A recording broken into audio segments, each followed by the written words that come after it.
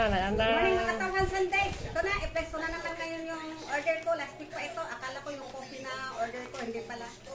Ano pala ito yung sa katangaan ko ba? Akala ko yung buy one take one. Hindi pala. Hindi.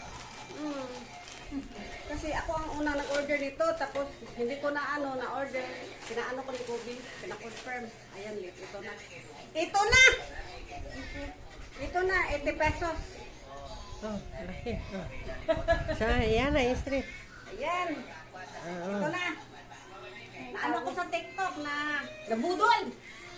Ayan. Isa lang yung gabo. Ito yung isa. Ito yung order ko na isa lang man ito. Ito lang ako nakaano sa shipping fee ba pero kung sobra-sobra lang yung pira ko, hindi dalawahin ko na, tatluhin ko na.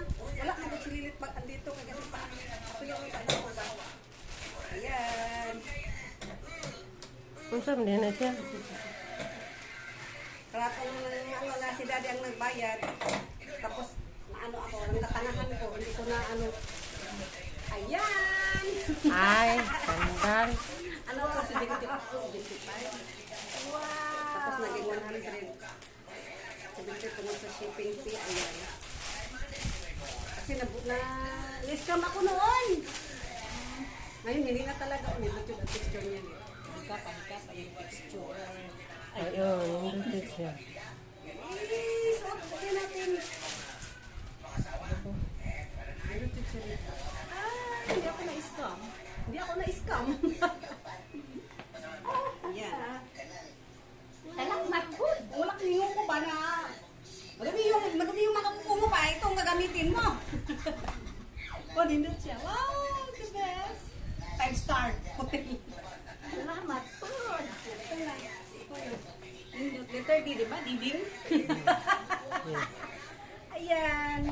At saka ito, mag-order ako nito o sablet. Ano ka? Kung buy one take one late, 135, dalawa na. Alisin ko talaga.